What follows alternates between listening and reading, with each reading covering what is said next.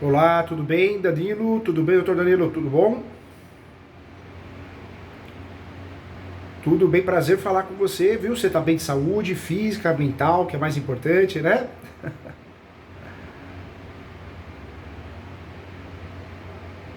É. é Vamos tocando, tem que cuidar da cabeça porque tá todo mundo estressado, né? As pessoas elas estão ofendendo, machucando as outras por muito pouco, né? A gente percebe que parece que acabou a paciência, tá muito esquisita as coisas.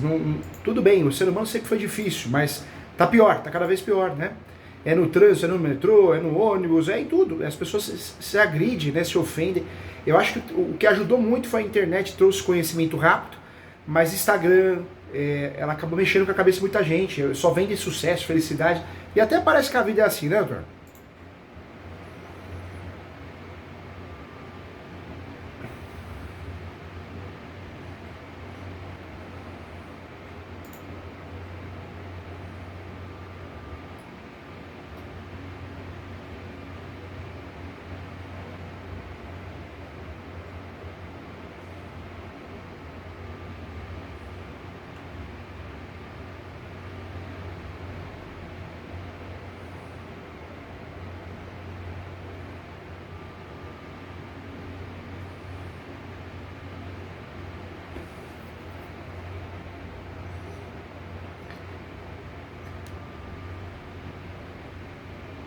E a gente precisa, de fato, tomar cuidado, porque o celular é um exemplo. Se a gente chega em casa e fica no celular, poxa, que vida que a gente tem, né? Não dá atenção para ninguém, não dá atenção para nós mesmos. Tomar cuidado, eu acho que a gente está muito. O celular, a informação é um veneno, né? Dependendo da dose, ela pode ser um veneno. Dependendo da dose, pode ser um remédio, né? Conta comigo, viu?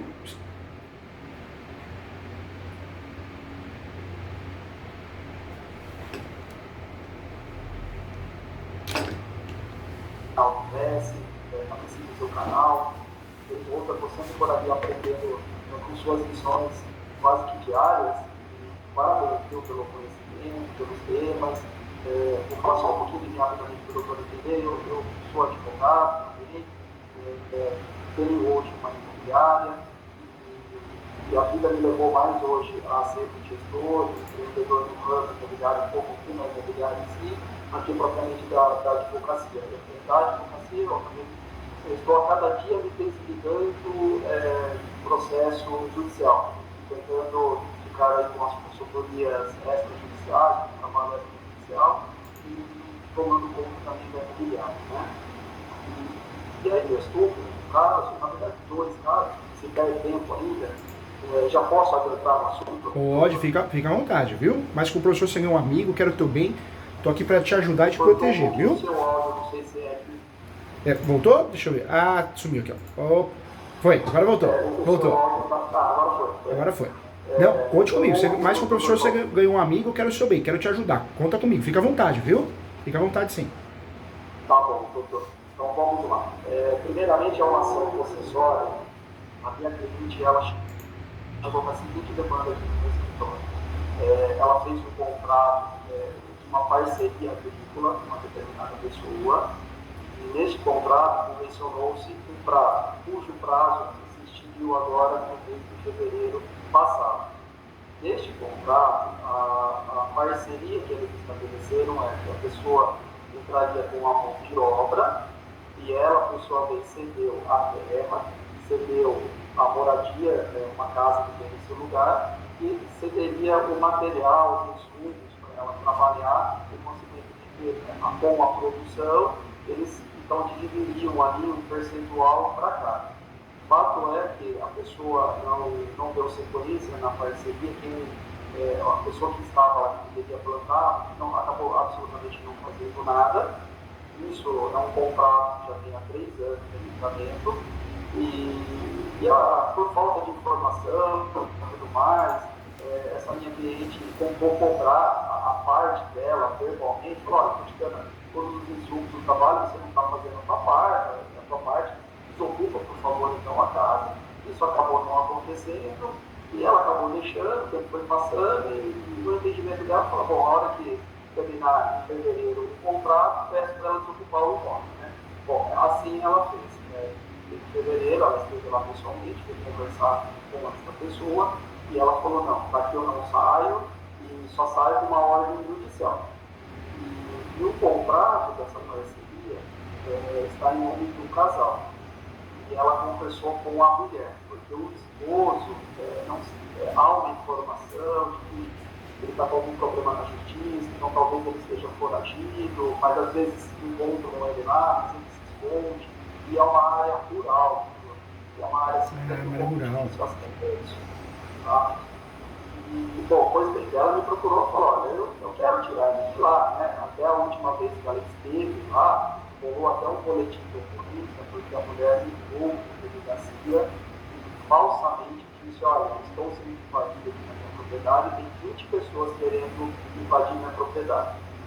Doutor, você não acredita, foram 15 viaturas de polícia no lugar. Só estava a minha cliente lá. Aí foi todo mundo para a delegacia e fizeram um boletim de ocorrência. E segundo a minha cliente, eu não tive ainda acesso, isso foi semana passada, eu não tive acesso ao depoimento dela, mas segundo a minha cliente disse ao delegado que ela só sairia de lá com uma ordem judicial, tá? Então, até verificar se no boletim de ocorrência tem essa declaração dela. Bom, aí, doutor, eu estou agora que começam os problemas. Né? Então, no primeiro momento, eu pensei em ingressar uma ação de reintegração de posse, entretanto, eu tenho que notificar a parte contrária para que caracterize o escudo, certo? Correto, doutor. O que é importante a gente fazer sempre, antes de fazer a medida judicial? A gente tem que analisar o que o nosso cliente tem, se ele tem a propriedade ou o registro. Quando ele tem a propriedade, nossa, é maravilhoso, porque daria para a gente fugir das possessórias, que em regra são ações mais demoradas, traiçoeiras, e trabalhar com aquela reivindicatória, né? Ou a reivindicatória, ou a emissão da posse, quando o cliente quer ter a posse pela primeira vez, seria o mais adequado. Quando não, de fato não dá para a gente trabalhar com petitória, porque o nosso cliente não tem um registro, a propriedade, o único documento que prova isso é a certidão de propriedade, aí nos resta trabalhar com o quê? Com a ação possessória, seja a reintegração, que é a perda da posse total, manutenção, que é a perda da posse parcial, e também o interdito proibitório, que é a iminência de perder. Quando existe relação locatícia, é despejo. Quando não existe, aí nós vamos trabalhar com essa ação, a chamada ação de reintegração de posse. Agora, uma coisa me chamou a atenção, doutor. Ela chegou a fazer algum contrato de parceria? Chegou a fazer? Existe, isso foi formalizado, tem um contrato, muito simples, mas foi formalizado esse contrato. Tá? Com prazo determinado, já expirou esse prazo. Entendi. Por que eu falo e isso? A notificação, ela Pois não. Por que eu falo isso, doutor? Porque se tem um contrato, aí o ideal, para a gente não correr risco, é fazer o quê? Uma ação de rescisão de contrato, de parceria, né, ou qualquer outro instrumento, e dentro dessa ação pode pedir a reintegração de posse, entendeu, doutor? Seria mais fácil a gente ter sucesso na demanda e evitar qualquer ação futura de perdas e danos dela, alguma coisa assim, porque te mataria na raiz o problema, entendeu? Tá. E na ação da rescisão contratual, eu peço eliminar a restituição da posse do imóvel. Verdade, doutor. Pede em tutela antecipada a restituição do imóvel e pode pedir também a tutela antecipada para rescisão de imediato, né? Porque isso já evita qualquer problema. Se a outra parte for fazer ação de obrigação de fazer, perdas e danos, o doutor já criou dentro dessa estrutura uma tese de defesa, entendeu, doutor?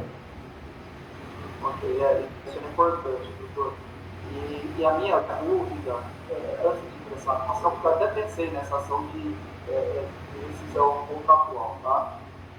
Mas eu fiquei na dúvida em relação a uma integração de posse, ação petitória, embora ela tenha um documento, eu tinha pensado nessa ação reivindicatória, ela tem um justo título, tá? E aí tem a questão da notificação. Então, nós temos um problema muito sério ali para notificá-la extrajudicialmente, doutor, pela seguinte situação: o imóvel, a matrícula, ela está numa determinada cidade. Vou dar nome, tá? Eu estou falando da cidade de Cabreúva, no interior de São Paulo. Fica ao lado de Jundiaí, se o doutor já ouviu dizer. Já, inclusive hoje mesmo, eu fiz uma petição pro fórum aí em Jundiaí. As ações aí, eu até falei mal do fórum, viu, doutor? É claro que a gente tem que respeitar, né? Tem gente boa em tudo que é lugar, tem gente decente e tudo, mas o fórum aí é um pouquinho demorado. Nós temos alguns juízes atrapalhados aí, né? Não é que são atrapalhados, a gente sabe que não é. Na verdade não vai no fórum, né? Vai uma vez por semana, põe para o assessor julgar, a assessora. Então as ações possessórias, elas são demoradas. Por isso eu estou falando para o doutor, se o doutor conseguir trabalhar com ação de rescisão de contrato, acumulada com reintegração de posse, talvez o doutor consiga mais sucesso e mais celeridade. Porque a ação por si só possessória, ela é demorada, ela é cansativa, ela é traiçoeira. O primeiro passo de um juiz aí, ele vai marcar o quê? Audiência justificativa. Justificação para saber se a posse é velha ou nova. E aí, doutor, essa audiência tem demorado uns 6 meses para acontecer, de 6 meses a 8 meses para acontecer. É muito tempo, né? Então, quando a gente abre mão da ação possessória de forma estratégica e pensa na ação de rescisão de contrato acumulada com ela, é uma estratégia interessante para a gente conseguir fugir dessa morosidade, da própria ação, do próprio rito, né? Então eu posso denominar ação de rescisão contratual acumulada com ação de reintegração de posse? Pode, doutor, pode. O doutor pode fazer ação de rescisão de contrato acumulada com reintegração de posse e tutela antecipada. A tutela antecipada seria para rescindir o contrato de forma imediata, seria a preliminar 1 antes dos fatos.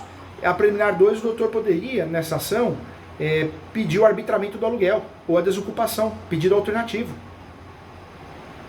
Boa ideia. Né? Boa ideia. Para assustar, para forçar a saída deles, né? Sim, perfeito. Enquanto eles estiverem na posse. Na posse, né? É uma saída. Agora, doutor, outro ponto também, a cliente então, ela não tem o registro não, né? Ela não tem o registro no nome dela, né? Não, ela tem, doutor. Ela tem uma matrícula em nome dela, sim, tá? Tá. Na verdade, é fruto de uma herança. Na matrícula tem a mãe dela, a viúva, e ela, a única filha, essa minha cliente. Foi feito o inventário, a única coisa que ainda não fizeram foi o registro do inventário na matrícula. Mas eu pensei em colocar a mãe dela como também autora desta ação judicial, pelo fato de que na matrícula consta o nome da mãe. É o inventário que dá o suporte. Entendi. Doutor, me fala uma coisa, a condição financeira dela permite ela registrar antes de qualquer coisa? Ela teria condições, caixa para fazer? Tem? Permitiria, sim. Sim, ela, assim, se o senhor vê como importante sair o registro na matrícula para evitar qualquer argumento da parte contrária? Porque nós podemos usar a ação de rescisão de contrato acumulada com reintegração, mas o fator de ter o registro é muito vantajoso. Então, o que daria para a gente fazer? Fazer a ação de rescisão de contrato e, por fora, numa ação autônoma, faz uma ação reivindicatória com arbitramento de aluguel. Ou seja, 2 ações, mas por que 2 ações? Porque uma é para resolver a questão contratual e não deixar brecha. E a outra é para retomada do imóvel ou aluguel, arbitrado judicialmente, entendeu, Eduardo? Mas essa segunda estratégia ela é muito boa, muito rápida, mas ela teria que ter condições para registrar, para regularizar a questão e ela se tornar coproprietária, né? Essa segunda questão, então, doutora, vamos lá. O contrato foi feito no nome do pai dela, tá? O pai faleceu. Então, a viúva consta na matrícula. Então, nessa ação reivindicatória, eu não poderia só, então, colocar como no polo ativo da ação a mãe dela, que consta na matrícula o nome dela e do falecido marido. Pode sim, pode ser uma ótima alternativa. As ações petitórias, tanto a ação reivindicatória, emissão da posse, ação de resgate, nós precisamos provar a propriedade. E as ações conexas, né, que são a ação de arbitramento de aluguel, também eu preciso provar a propriedade. Então, uma boa opção, uma boa estratégia é fazer o quê? Uma reivindicatória no nome da mãe, né? A mãe ela é coproprietária, consta na matrícula. Nessa reivindicatória pode pedir o arbitramento do aluguel provisório. Também poderia ser feita uma ação à parte de arbitramento de aluguel. Qual que é a vantagem? A vantagem de fazer o arbitramento de aluguel à parte, eu sei que seria uma terceira ação, mas até para o cliente entender a vantagem, né? Porque senão ela fala, poxa, o doutor quer fazer tudo separado para me cobrar? Não é isso. É que se o doutor fizer separado o arbitramento de aluguel, qual que é o objeto da ação? O arbitramento de aluguel.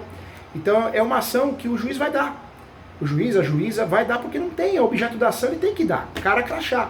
Seu nome está aqui, você tem direito ao arbitramento de aluguel.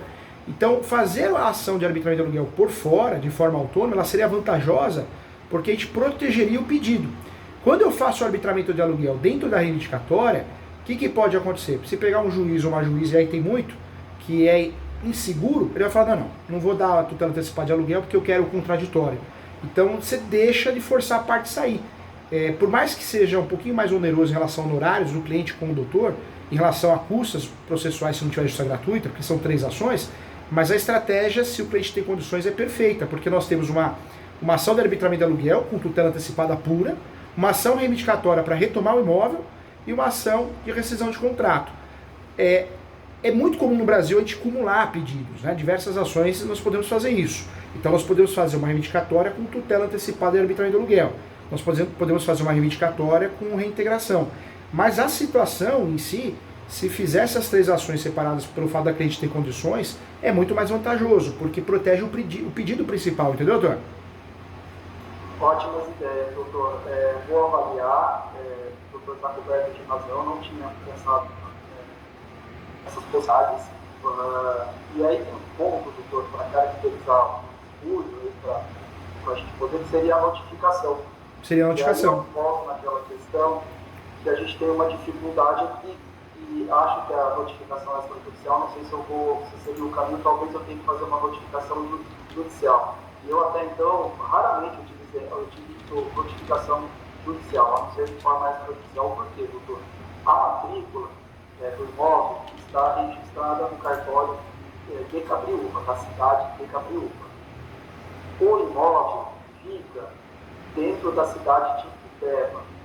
Ocorre que Itupeva não tem cartório, aí eu tenho que recorrer à cidade de Jundiaí, aí ingressar com o requerimento lá, para que eles venham notificar uma pessoa na cidade de Itupeva, tá? Eu fui fazer uma consulta no cartório de Cabriúva, juntamente com o oficial, conversei pessoalmente com ele, falei, olha, eu preciso notificar uma pessoa que está nesse imóvel, e ele olhando, ele falou, não, mas aqui fica em Itupeva, embora a matrícula esteja aberta no meu cartório, eu não posso notificar alguém de uma outra região, porque daí os atos seriam nulos.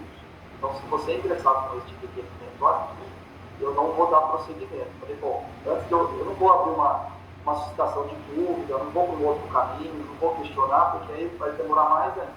Acontece que, como é uma área rural, e realmente essa área é uma entre as cidades de Cabriúva e Itupeva, eu tenho certeza que o oficial lá da cidade de Itupeva não vai conseguir achar o endereço exato de onde eu quero que ele notifique.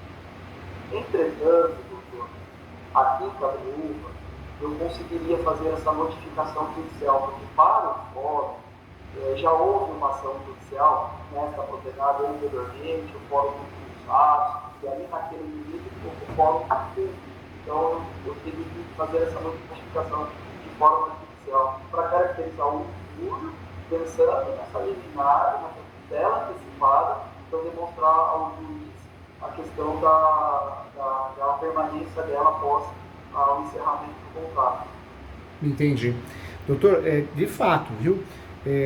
Pode fazer essa notificação extrajudicial, não precisaria ser judicial, né? Porque a judicial é muito boa.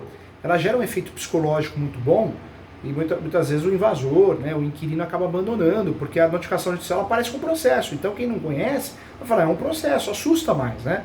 Mas pelo outro lado perde mais tempo também. Então eu faria o quê? Uma notificação extrajudicial mesmo, do escritório, com timbrado, com o nome do doutor, né? Mandaria por AR, aviso de recebimento, que o custo é menor do que mandar para o cartório. E a grande estratégia... Não chega, doutor. Oi, perdão? Não chega a correspondência lá. Não chega? Ah, não chega porque... Ah, entendi. Sabe o que o doutor pode fazer então? Abre mão da notificação, porque a notificação ajudaria para provar o esbulho, mas não é obrigatório. Correto. Diante do que o doutor está me falando, para não perder tempo e passar nervoso, o que o doutor pode fazer? Já vai para a ação direto. Só que na ação o doutor pede que seja feita a citação via oficial de justiça pela dificuldade de localização do imóvel. E também pode pedir, é um direito que o doutor tem, pode pedir que o mandado judicial saia o telefone do doutor e que o oficial de justiça entre em contato com o doutor, entendeu? Correto. No fórum, até essa situação fica até mais fácil, mas eu gostaria, porque aqui, se o doutor acha que Jundiaí fórum já é moroso, aqui em Cabiúva, e aonde seria o local da ação judicial, é uma única juíza, uma única vara, com 10 mil ações tramitando. Aqui é muito, 10 vezes pior do que o fórum de Jundiaí. Então, o meu objetivo principal nessa ação é eu tentar de tudo que eliminar eu consiga a saída, a retirada da questão ocupante. Porque se acaso eu vou fazer o agravo. Ocorre, porque eu entendo dessa necessidade primordial de eu caracterizar o escuro para eu conseguir examinar. E se eu deixar o processo seguir, eu vou passar anos discutindo essa ação judicial e a pessoa ficará no imóvel. Entendi, doutor. Eu acho que a grande saída aí é já peticionar na inicial mesmo, falar, olha, local de difícil acesso, diante disso, conforme CPC, princípio da cooperação, requer que a diligência seja feita para o oficial de justiça e que o patrono possa acompanhar o oficial de justiça, porque aí compensa pegar o oficial de justiça, pôr no carro e vai com ele, né? Ou ele vai te seguindo, mas compensa, né? Compensa para poder adiantar. Agora, se a cliente tiver condições, doutor, a melhor estratégia é dividir em 3 atos mesmo. Ação de rescisão de contrato, livre de qualquer problema de perdas e danos, ação reivindicatória para retomada do imóvel. O doutor foi clínico, foi perfeito, usar o nome da mãe, que já está na matrícula, já ganha tempo e o custo também. E aí a terceira opção aí seria o arbitramento de aluguel. Porque quem está lá, chega uma ação, chega outra, pode ser que gere um acordo de sair. A pessoa não aguenta mais ser processada, vai pagar a sucumbência, né? Então talvez isso gere um efeito psicológico, né? Porque não é uma porrada só, são 3 em seguida, né? É verdade, eu precisaria verificar. Ela tem uma certa condição financeira, mas nem tanto, né? Tem uma cidade assim, as pessoas são muito simples, humildes, mas enfim, diante de uma situação grave que está acontecendo com ela, né? Uma pessoa ocupar uma área de 3 alqueires, não está produtiva, está lá usando a área, perdeu toda a plantação, o mato cresceu, é uma situação muito, assim, da forma que ela conta, ela fez foto aérea e ela está assim arrasada com o local. Se ela tiver condições financeiras, ela entender bem isso, doutor, é muito melhor para ela e para o doutor, não por questões dos honorários, que são 3 ações, mas é que a estratégia perfeita, o doutor, na verdade, blindou, né? Foi para a guerra totalmente armado, né? Se a gente optar pela ação de rescisão de contrato acumulada com reintegração, legal, a gente foge da reintegração, que é demorada em regra e daria para deixar de lado mesmo, quando dá. Mas a ação de rescisão de contrato, provavelmente em tutela antecipada, o juiz vai ter receio de dar tutela antecipada. Se a gente colocar nessa ação de rescisão arbitrária de aluguel, a mesma coisa vai acontecer. Quando a gente pede em tutela, é diferente do pedido principal, né? Você faz uma ação de arbitramento de aluguel pura, o judiciário vai dar a tutela, porque é o próprio objeto, não tem muito o que fazer. Agora, quando você coloca o pedido em tutela, aí eles têm desconfiança, receio, quer dar o contraditório. Por isso que eu tenho, assim, eu preciso me cercar e tentar realmente caracterizar o injúrio de alguma forma para que eu consiga ter sucesso nessa liminar. Porque se eu pedir tão simplesmente e não demonstrar que, de fato, a recusa da parte contrária de devolver o imóvel após encerramento do contrato, ela pode ser que o juiz queira marcar uma audiência aí para tentativa de acordo ou para ouvir a parte contrária. Bom, eu acho que o doutor já me deu aqui uns caminhos bastante interessantes que eu não tinha pensado. Vou avaliar as possibilidades e conversar com uma cliente, até da parte financeira, para que então façamos essas 3 ações. E doutor, eu quero muito o seu bem, o doutor ganhou um amigo aqui, mas com o professor eu quero o seu bem, vou estar sempre aqui para te ajudar quando precisar, até passando algumas dicas. Em relação à ação reivindicatória, hoje o valor de mercado dela é de 10 até 15 mil, a reivindicatória, né? A ação de rescisão de contrato é de 8 até 12 mil, rescisão de contrato, valor mínimo. E a ação de arbitramento de aluguel é 5 vezes o aluguel estipulado. Se for fazer a ação de arbitramento de aluguel, ela vai falar para o doutor o valor do aluguel, né? Ela vai falar, eu acho que o valor é tanto, ela vai querer contratar um corretor, e o corretor vai fazer a avaliação, mesmo sem entrar no imóvel. Então o doutor vai calcular 5 vezes esse aluguel, é o valor da ação de arbitramento de aluguel.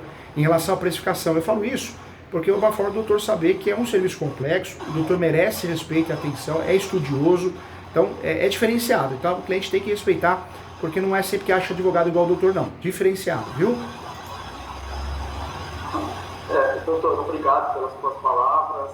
A recíproca verdadeira, o admirador do seu trabalho, também tem um amigo também. Doutor, se ainda tivermos tempo, mais uma outra dúvida de um outro caso. Fica à vontade, viu? Conta comigo sim. De antemão, eu convido o doutor a fazer a pós-graduação comigo.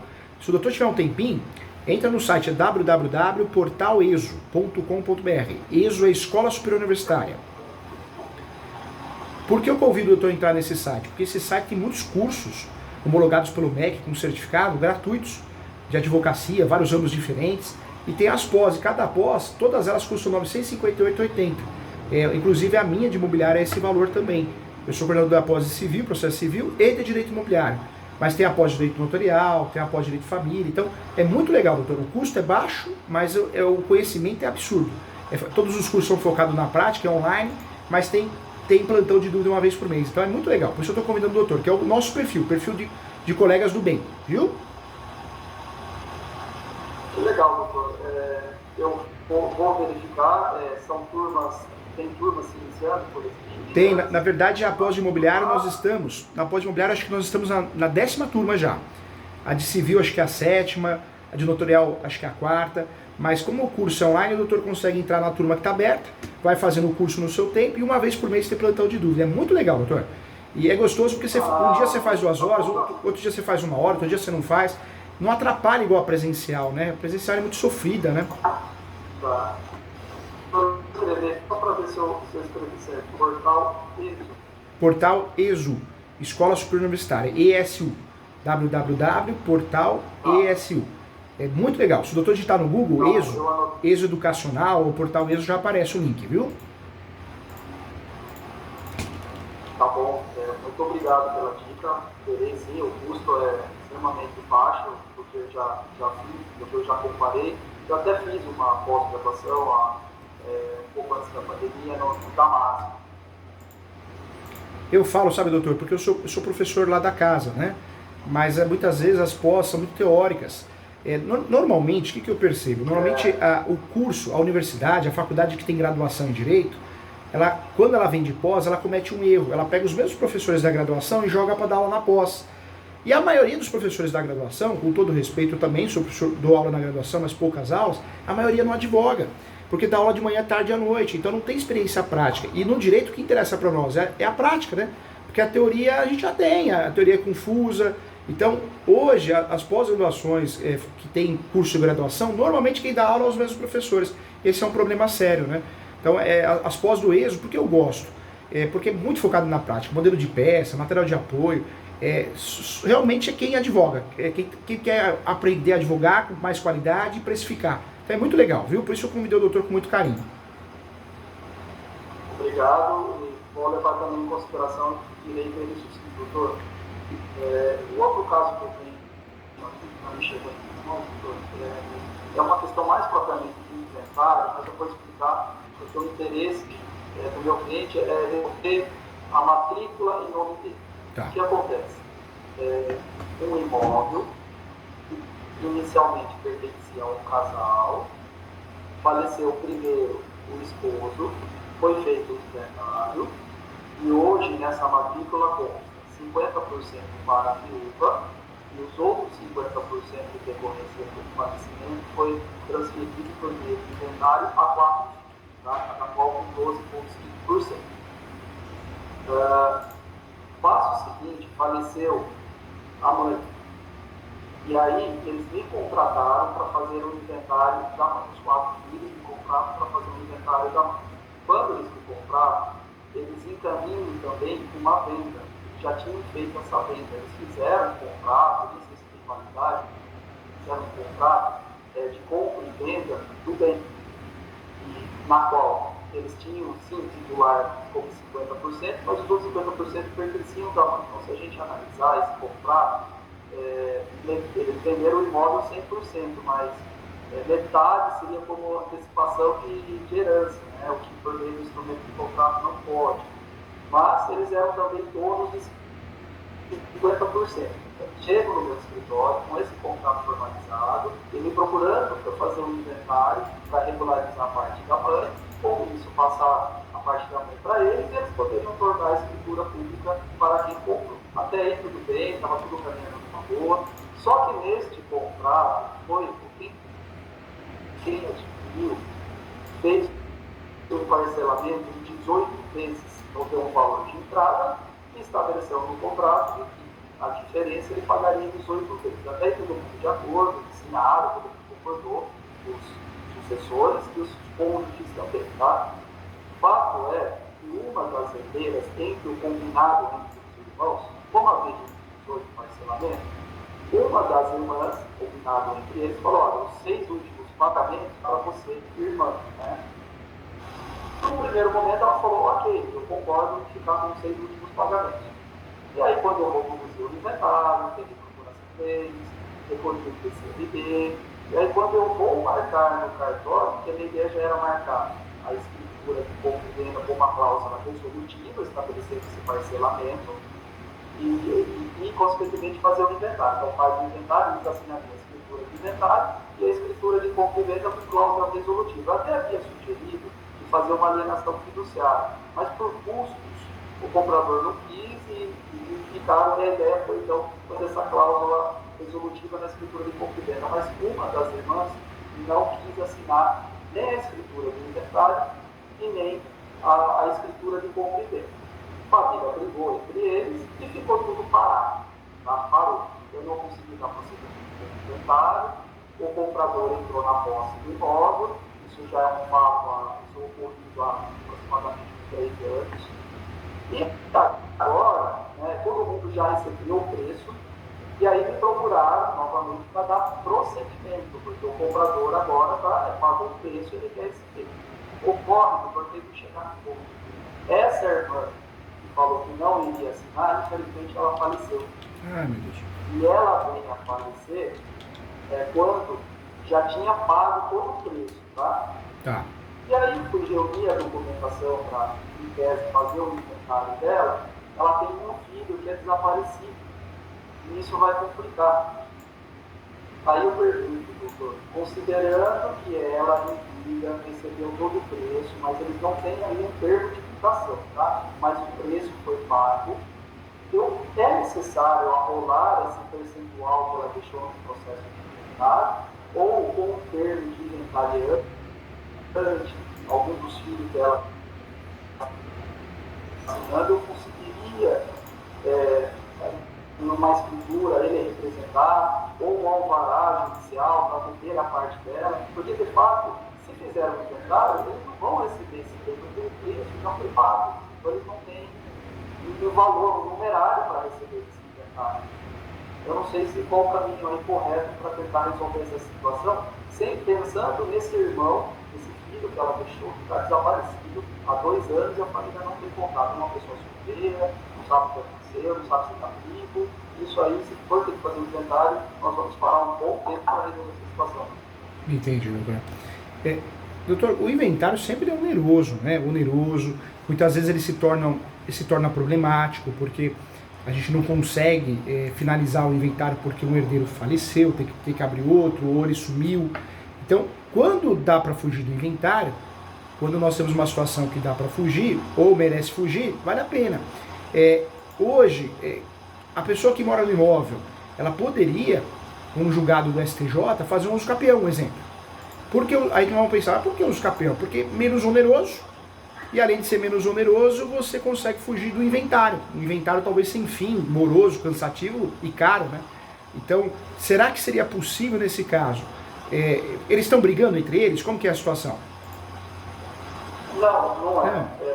O meu cliente ele não tem a posse, o comprador não tem a posse que justificaria ao uso campeão. Ele está lá há 3 anos exercendo a posse desse imóvel. Né? Eu não fui ainda conversar no cartório para ver se a gente consegue, de repente, por meio de uma...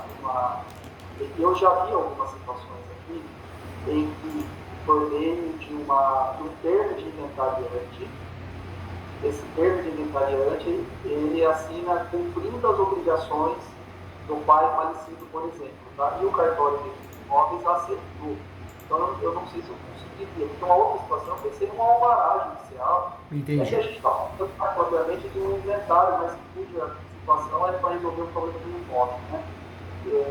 Então, não sei se um alvará judicial também, para explicar algo disso, de que aquela pessoa que faleceu assinou um contrato de compra e venda, recebeu o preço mas, devido à morte, não consegue outorgar a escritura. Doutor, eu falei do uso capião, doutor, por quê? Porque aí na cidade, né, e a proximidade das outras cidades, tem muito imóvel irregular, né? No Brasil todo tem, 70% dos imóveis são irregulares. Então, é uma saída, muitas vezes a gente aprende na graduação, faleceu o inventário, e às vezes não compensa fazer o inventário, porque o inventário por si só não regulariza o imóvel, né? Se o imóvel não está no nome do falecido ou da falecida, você faz inventário, mas não regulariza por si só. Então você acaba gastando dinheiro. Então o uso capião é uma saída. Quando não dá para fazer uso capião porque não tem como somar a posse originária ou a posse derivada, ou não dá para usar aquele julgado do STJ que fala que o uso capião pode ser feito e o tempo que demorar a ação vai ser contabilizado para o uso capião. Quando a gente não tem institutos para resolver, aí o doutor poderia pensar no que nesse caso? A escritura pública ela é bem-vinda, né? Às vezes a gente usa esse tipo de escritura pública para conseguir liberar algum valor, para conseguir ter acesso à conta do FGTS ou à conta do falecido, para depois fazer o alvará, né? O alvará, tem juiz que até já aconteceu aqui no escritório, ele deu alvará para nós num caso parecido.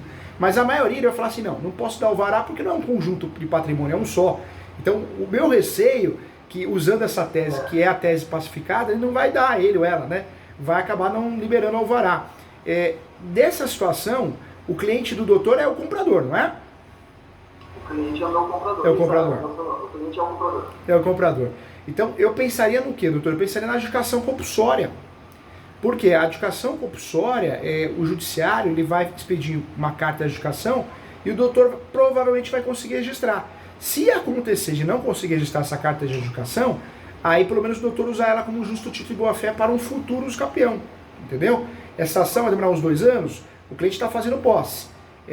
Resolveu? Ótimo. Não resolveu? 2 anos que ele ganhou ali de posse mais o justo título de boa-fé. E aí ele poderia pleitear através de um uso capião judicial ou extrajudicial, entendeu, doutor? Sim, correto. Eu faria nesse caso a adjudicação compulsória. E se possível, dependendo da situação, se fosse possível fazer um contrato de cessão de direitos possessórios, eu sei que o negócio já foi feito. A situação também não permite, né? Mas se fosse uma situação que permitisse, daria para fazer uma cessão de direitos possessórios para ajudar o comprador a transferir. Mas como ocorreu o falecimento, pode ser que a família não entenda, mas por que esse contrato? Para que vai fazer? Então já vai dar adjudicação compulsória. E eu preciso, como são 4 herdeiros, todos os outros 3 concordam em otorgar a escritura, já receberam, mas a gente parou em uma única situação.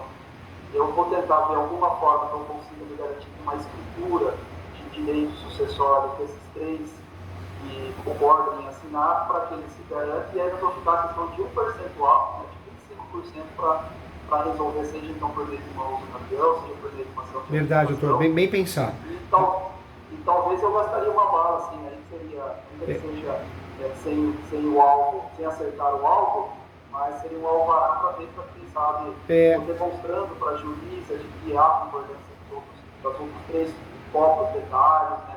E verdade, doutor, bem pensado, porque vamos trabalhar na regularização do que dá, né? Vai ficar faltando um percentual. Esse percentual que faltar, vamos tentar resolver na adjudicação compulsória. Não foi possível resolver na adjudicação compulsória? Aí não tem outro jeito, é melhor fazer no uso capião. Não tem lapso, aí espera o lapso temporal para fazer. Já avisa o cliente, quando ele falar, vamos fazer a adjudicação, já fala que é uma ação que provavelmente vai resolver. Se não resolver, tem que ser uso capião. É uma tentativa. Então por que já não faz uso capião? Porque você não tem o lapso temporal, não dá para fazer por uso capião. Verdade, mas bem pensado, doutor. Talvez se conseguir fazer o registro, já resolve parte da matrícula, né? Parcialmente, né? Seria 75%, né? Se a gente conseguir dos 3 coproprietários que concordam assinar qualquer documento, estão filhos. O que pode fazer também, o doutor pode marcar uma reunião, né, física ou online com eles e fazer um pré-contrato. Esse pré-contrato é sempre um contrato para fechar um negócio. Então, esse pré-contrato cria uma cláusula dizendo que o negócio já foi feito. Uma cláusula voltando no contrato anterior, ou na situação anterior, no que foi combinado anterior. E dentro desse contrato, o doutor pode criar uma cláusula de direitos possessórios e afins. Porque se algo der errado, nessa estratégia que a gente está calculando, reforça o uso capião. Inclusive com a tese de soma de posse, entendeu, doutor? Sim. Existe um contrato já feito lá atrás. Lá atrás, né? concordarem em vender. Então a gente tem ali uma data já para efeito do campeão. Legal. E faz muito tempo, doutor? Tem 3 anos. 3 anos. Você vê, a gente está falando de 3 anos, né? Dependendo do tamanho da área, 3 anos, 2 passa rápido. Então, a adjudicação compulsória vai resolver? Se no pior dos casos não resolver a adjudicação que tem que resolver, eu não falo por parte do Poder Judiciário, porque o doutor vai ter sucesso nessa ação de adjudicação compulsória. Eu falo por parte do cartório. Muitas vezes o cartório é conservador, acha alguma falha, alguma coisa e não registra a carta de adjudicação. Aí o cliente, né, ele não pode ficar chateado, porque o doutor ganhou a ação. Na verdade, é o cartório que negou o registro. Aí a opção 2, né, em definitiva, é o uso capião. 3 anos de posse, essa adjudicação vai demorar 1 ano e meio, 2 anos, já são 5, né? Talvez ele já tenha o lapso temporal necessário para o uso capião, se precisar, entendeu, doutor? Correto.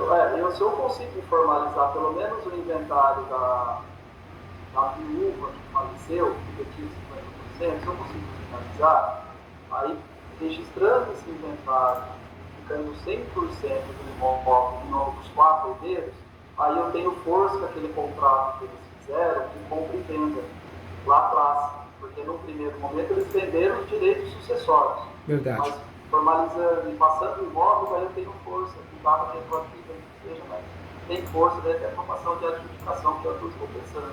Verdade, verdade. Mas eu não descartaria um alvará judicial, embora é um único bem, né? Mas eu tentaria, quem sabe, né? Uma possibilidade também de concordar. Porque nós temos um problema desse irmão que está desaparecido. Né? Eu não iria no alvará, sabe por quê, doutor? Porque o alvará, qual que é o problema? Como um herdeiro desaparecido, o juiz vai falar o quê? O juiz ou a juíza vai falar assim, o alvará é uma ação totalmente consensual, de jurisdição voluntária. Ou seja, não pode ter nenhum herdeiro sem anuência. Como a gente não tem um herdeiro que está sumido, se a gente pedir alvará, o juiz vai fazer isso, ele vai negar. Ele vai negar porque ele vai falar assim, não posso, tem que ser totalmente consensual. Se fosse todos os herdeiros pedindo alvará, tudo bem. Mas se está faltando um, eu já não consigo autorizar, porque não é um ato consensual. Pode gerar nulidade. Então, o doutor está numa situação aí que o caso é complexo. Deixaria de lado o alvará, porque não dá mesmo. Eu partiria para a adjudicação compulsória. É claro que se for possível fazer um novo contrato, fazer uma escritura pública de cessão de direitos hereditários, né, para amarrar o negócio, ótimo. Mas o que vai resolver isso aí, primeiramente, é a adjudicação compulsória e no último caso, se der errado o registro, porque a ação vai ganhar, vai ser o uso capião, viu, doutor? Tá, aí o uso capião passa por cima de tudo, né, é indiscutível, né. Eu tentaria fugir, né, se tiver alguma outra ferramenta que eu consiga utilizar, ok. Mas aí se tudo ficar enviado, é o uso capião, não tem outro tipo. Já avisa o cliente, fala, olha, nós podemos fazer nesse momento uma adjudicação compulsória. Alvará não dá porque um herdeiro é sumido, então não é um ato totalmente voluntário, né, consensual, porque vai faltar a anuência de alguém, a gente não vai conseguir. Na ação de adjudicação compulsória, provavelmente não vão resolver o problema, porque o judiciário ele pode expedir uma carta de adjudicação e aí vão registrar essa carta. O problema não é o judiciário, o problema é o cartório. Porque o cartório, se for conservador e negar o registro dessa carta de adjudicação, vai sobrar para nós o quê? A última alternativa, que é o uso capião.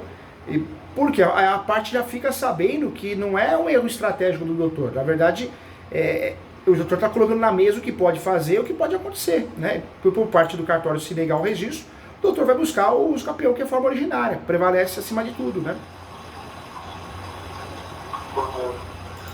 Bom, doutor, acho que sanadas aí as dúvidas, vou trabalhar agora com as informações que o doutor me passou. O primeiro caso, acho que está comparado ao segundo, o primeiro está mais tranquilo. Está mais tranquilo, né, doutor? Conta comigo, precisar, tô aqui, viu? Tem um amigo, se tiver oportunidade, leia o livro Direito Imobiliário de AZ, que é esse que está aparecendo aqui atrás. Não tá, deixa eu ver. Eu anotei. Muito bom, o doutor vai adorar. Eu anotei. Ele se tornou o livro mais vendido de direito imobiliário no Brasil, porque ele é o mais atualizado, mais completo e o custo-benefício. Porque um acordo meu, quando eu levei esse livro para a editora, era não deixar o valor do livro muito caro. Porque a gente precisa ter ferramentas, né, doutor? O direito tudo é muito caro, né? Então a gente precisa ter ferramentas. Tô aqui à disposição, viu? Precisar, tô aqui. Tá bom, doutor. Um grande abraço. Outro, viu? Fica com Deus, se cuida, sucesso. Todo meu, viu? Estarei lá, seguindo o senhor também. Tá bom, te espero lá na pós e se precisar, tô aqui. Tá joia. Doutor, beleza. Obrigado. Tchau, tchau. Tchau, tchau. Muito obrigado. Já.